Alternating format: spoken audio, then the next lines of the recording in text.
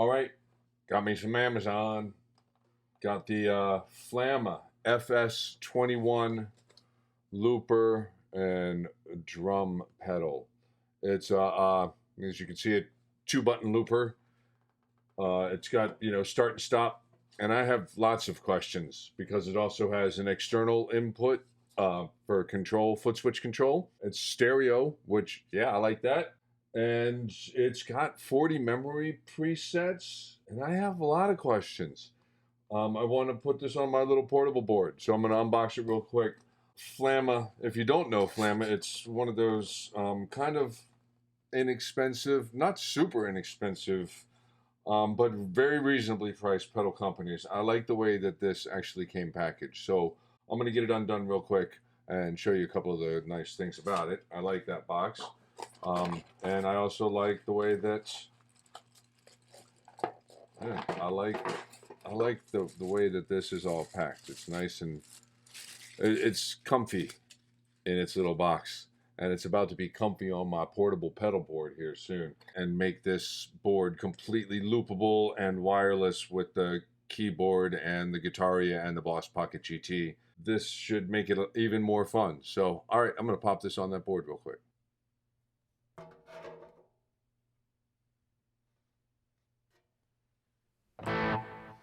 Okay, new day, new shirt, new questions, but some answers. This is the Flamma FS21, and most of my questions centered around what I can do with an external foot switch. The questions that I asked on a couple of forums kind of got the same generic answer from the company. And I did a little digging and playing around with this thing, and basically you can do a TRS foot switch. So I have a tip ring and sleeve.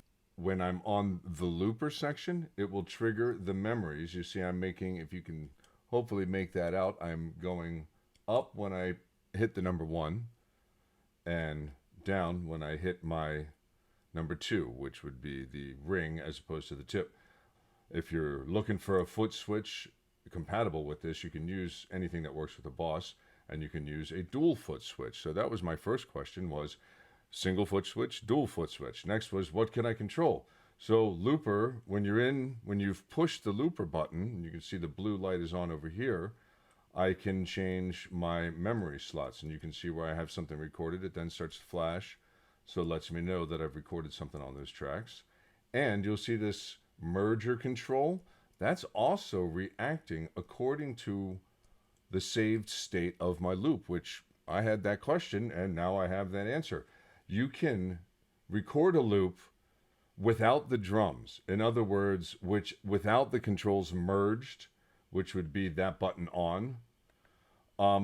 And as you can see on loop 1, I have it saved for the blue light to be on. The merge is on, and 40 as well. But when I get to loop 2, which I've recorded on, it saved it with the merger control off. So it knows I didn't use the drum tempo. It's not limited now to what this has done. It's actually whatever mistakes I made into it are then going to be strictly brought out. There's no compensation, which was one of my next questions, is when you do a merge, when you're in the merge section and you are kind of restricted to the drum tempo, if you flub a little bit on the one, turning your loop off, if you come in even a beat late, it still catches it.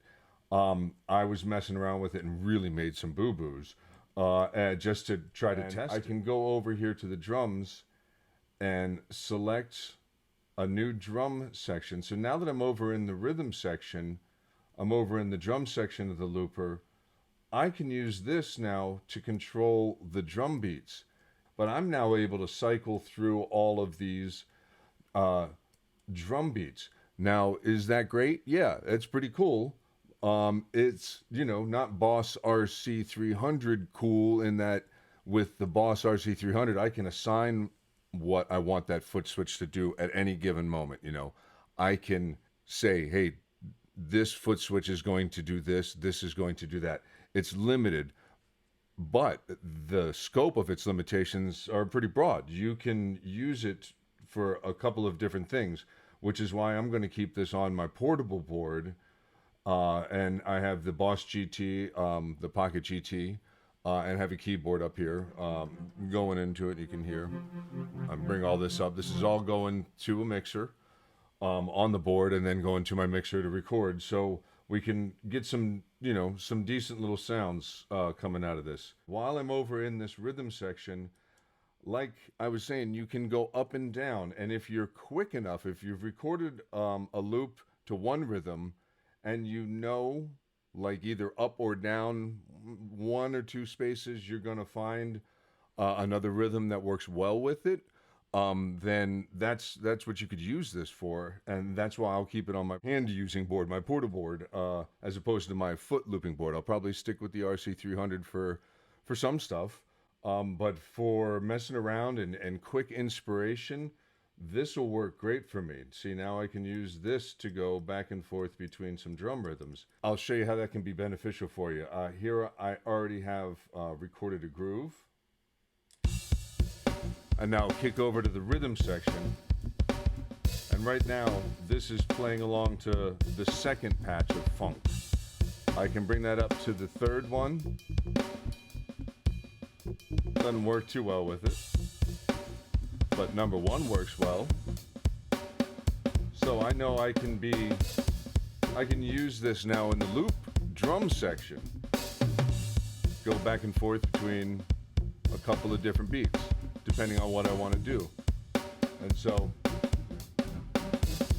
that's kind of cool. That was something that I wondered. And now if I'm over here, if I come back over here to the loop section, I can go up and down.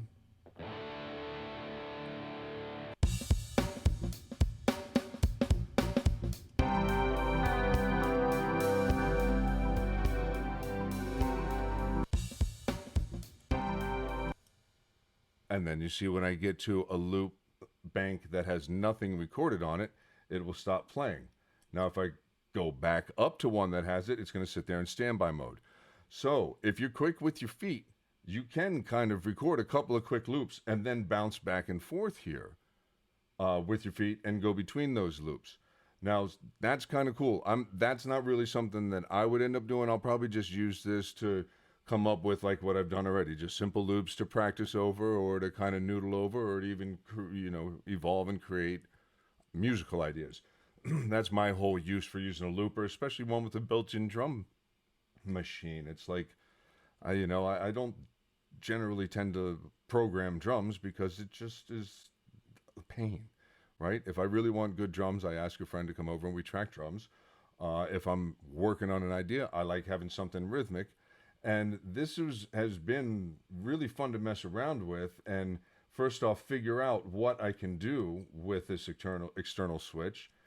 All right, so I'm not going to bother trying too hard to demonstrate looping while playing guitar and also counting it in. You can hear on this one, I did.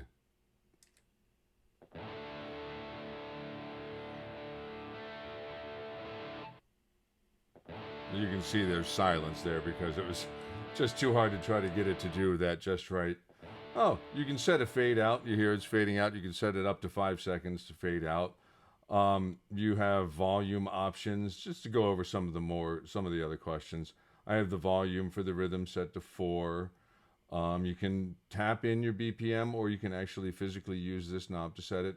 These are push button knobs, so you see it selects when you go over to it. You can select, the memory this way as well, or you can select the volume here of the loop, and you can set how long the fade out is.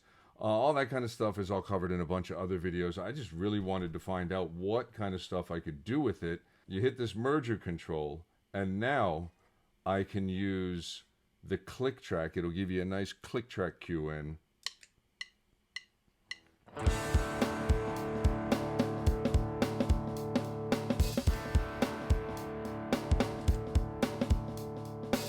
So when you want to stop it, you can hit this, and I currently have it set to fade out when I hit this to stop. If I wanted to clear that, I could hold it down now that it's stopped. That's how you clear it. Now that it's cleared, I can say, hey, maybe I want to do 2 chords instead of just 1 chord.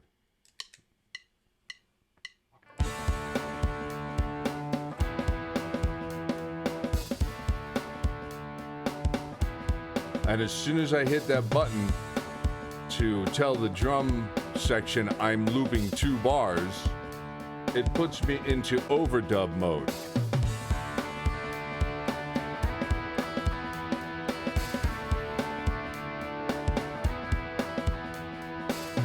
Until I hit it again.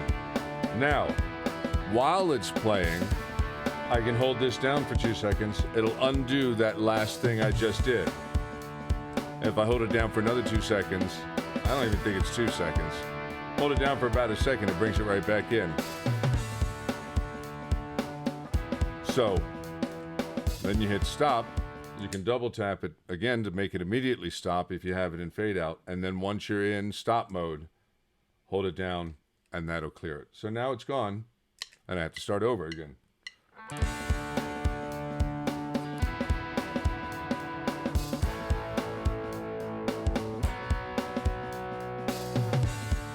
So now I got 4 chords. If I want to add keyboards here,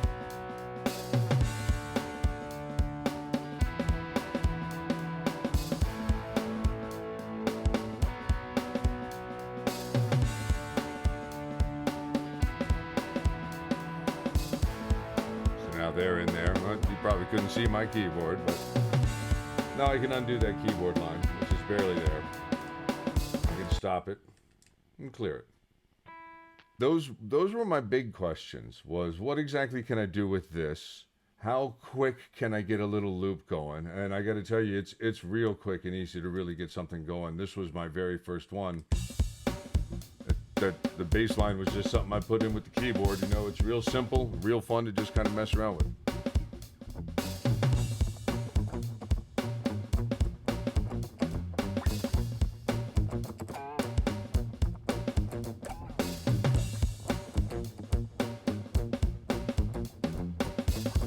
So now I can add like a little guitar line to that.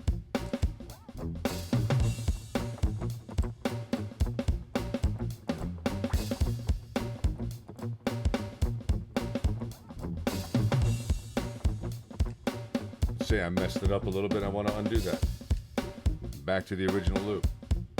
Say I want to try to record it again.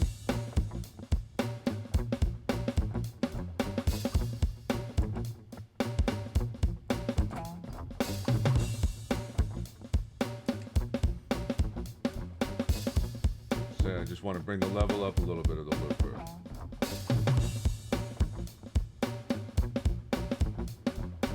Here and bring the level down to the drums.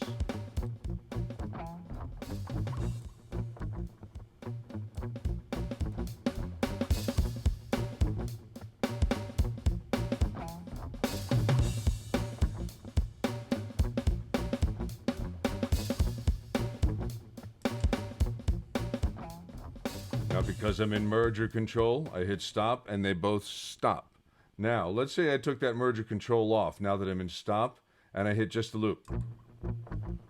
So now I can hear just the loop by itself with no drums. Don't have to mess around with the volume. And then hit the stop and it should slowly start to fade out.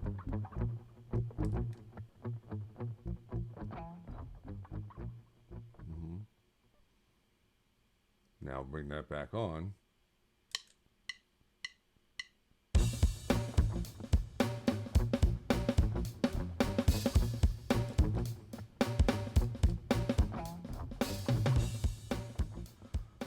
So while it was stopped, instead of hitting start on the drum section, which will then, because it's in merger, also get the looper going, I hit it over here, and you could hear it gave me a click, so that it thinks I'm going to overdub immediately. It knows that I already have something recorded there. It knows it's going to overdub what's already there.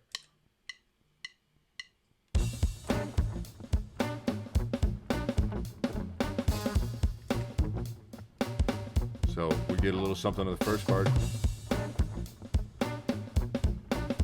You get a lot of flexibility and a lot of immediate response from this thing. I'm really impressed with the options for the price point. They have just a looper section, just a half one of these for a little less money. But if you pay just a little more, you get the whole drum section. And if that's something you don't want to use, just turn the merger control off and you have that. But then if you ever want to mess around with some of the drum stuff, it's there for you. Even if you just use the metronome section, there's funk, there's disco, there's metal, there's rock, there's pop, there's metron, which would be metronome, okay? And then there's fusion sounds, and then there's Latin sounds, jazz, and hip-hop, blues, and back to the funk. That's what you get as far as the types of sounds or styles. And then you also get a selection of time signatures. Most of them are in 4/4, but some of them are going to have 3/4, 5/4, 7/8. This fusion section has some wild stuff, right? Okay, so where is that going to mess you up? It's going to be if you're over here, you got something playing, and you decide you want to use this foot switch. You're over here in the rhythm section. You want to change the times. You want to change the rhythm style, and you end up hitting something that's not in the recorded one that you have. Like I'm in 4/4 on this loop. So let's say I end up going up, and I'm like, oh, I love being able to run through all these things. You know, all of a sudden you hit something that's here in 6/8. And now the loops are completely out of sync. It's really got some options, but you have to know how to manipulate those options pretty well in order to make it really work for you if you're going to do the whole drum and loop thing together. You have to really spend some time in order to get used to it.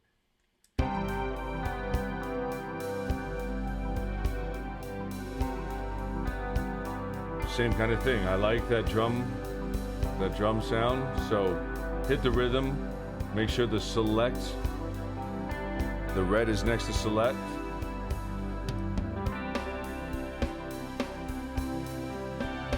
So now it gives it a completely different feel.